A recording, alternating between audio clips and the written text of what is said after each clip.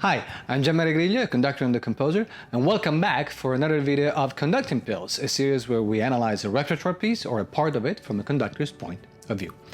This week we take into consideration Mendelssohn's The Hebrides Overture. As usual, you can jump through different sections of the video by clicking on the links present in the description below. So, let's start! Considered by some as an early tone poem, Mendelssohn wrote this concert overture in the early 1830s. It's the musical transliteration of a journey that Mendelssohn himself took through the Hebrides Island in Scotland. One of them, the island of Staffa, has a peculiar basalt sea cave known as the Fingal's cave. The Hebrides does not precede a play like, for example, Beethoven's Coriolan Overture or an opera, but was born as a standalone composition. Looking at the score, two main things call for attention: the composing construct and the development of a single cell.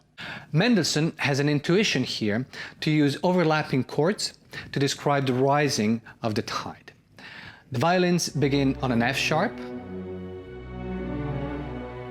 the clarinets overlap with an A,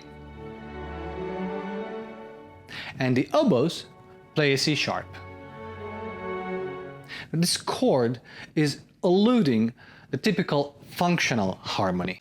In a B minor, which is the key of the piece, we would expect maybe something like an E minor chord followed by a dominant 7 and an F sharp, a perfectly normal succession of chords that so much music of the time turns around, Mendelssohn's included. Instead, here we go from a B minor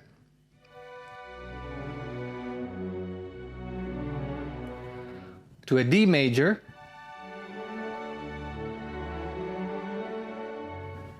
to an F sharp minor.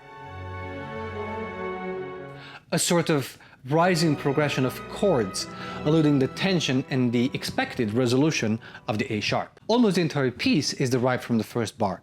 Violas, cellos, and bassoon play this motif,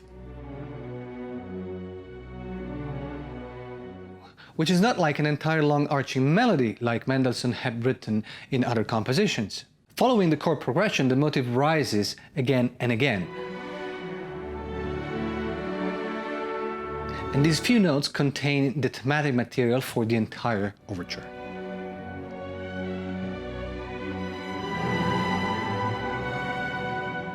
The compositional technique is remarkably similar to Beethoven's Sixth Symphony, in which the first movement spurs out of a single motivic cell, and in which the chord progressions are used to raise up the level of energy. Now take a look at the intervals of this motif. A descending third, a faster passage going down another third, and then a fourth.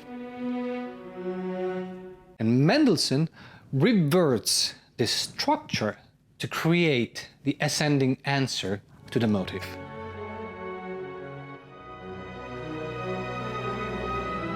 The two faster notes form a fragment that is multiplied, generating waves that little by little become bigger and bigger. The rising figure of the second violins in bar 16, for example, answering to the descending figure of the first violins in the first half of the bar. Notice how much the dynamics play in the overall arch of the phrasing, adding to the sensation of the movement of the waves, going from pianissimo to fortissimo in the span of just a couple of bars. Take a look at the dynamics. On bar 27, first flute, first oboe, and first bassoon do not share the same dynamics with the rest of the orchestra. And their sforzando is still within a mezzoforte sonority at maximum. Make sure that the crescendos and the diminuendos of the other sections remain contained. The second theme comes rising out of the first one, played by the cellos and the bassoon, and again it goes up and down, just like the tide.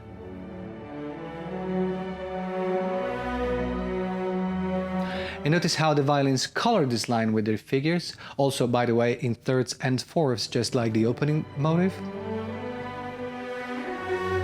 They're almost like sprinkles of water, or just like the sun rays reflecting on the water itself. And once the violins take over the theme, these figures are played by the lower strings.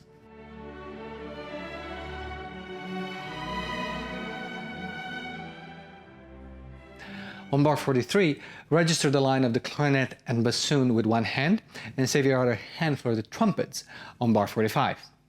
If the cellos are sitting next to the first violins, for example, you can use your left hand for the woodwinds, and by registering the line, it will be perfectly positioned to make a connection with the cello on the entrance of the second theme.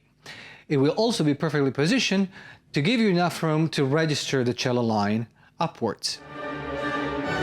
The trumpets introduce the development through a calling sound, again in thirds, followed by the woodwinds in fourths interjected by the first motive. And see how these intervals of thirds and fourths keep coming back. And it's almost like hearing the ships around the Hebrides Islands, and these calls are unattached from one another, heard in a distance from the Fingal's cave.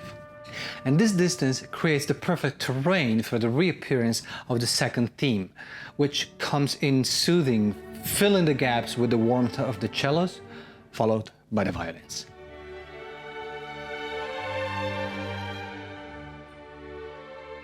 The energy level changes, moving to the very far key of F minor. It's like a ship that's been taken off course for some time.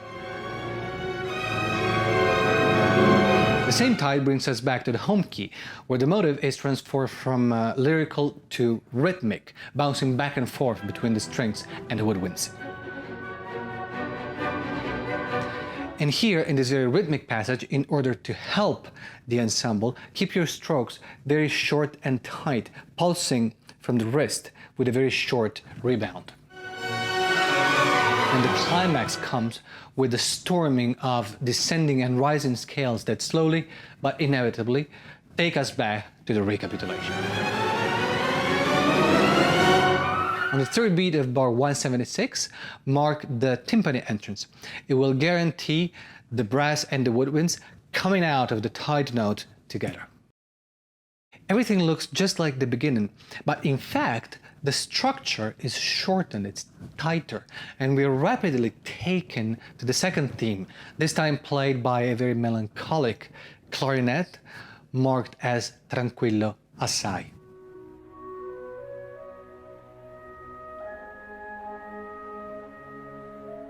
It's a very peaceful moment, but the energy that we have accumulated throughout development hasn't had time or a chance to dissipate yet. And as a matter of fact, it breaks in through the first violins at the animato on bar 217. And the waves rise and drop through these short, frantic scales, while the first motive comes back, hurled from one section to another.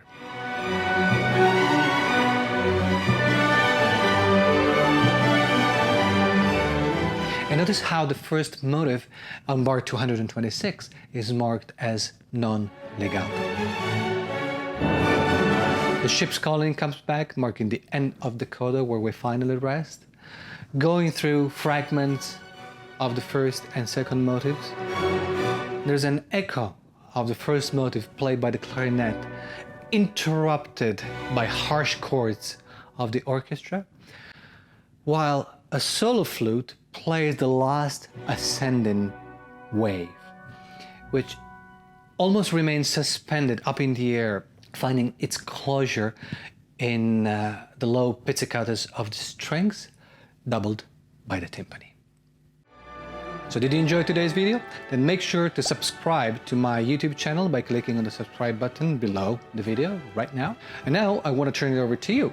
Let me know what you think about this video and about Mendelssohn's The Hebrides in the comments below. And I will see you next week when we will talk about the first movement of Tchaikovsky's Symphony No. 5. Till then, bye-bye. It's the musical transliteration. The composing construct, Mark Tranquillo assai. Cut!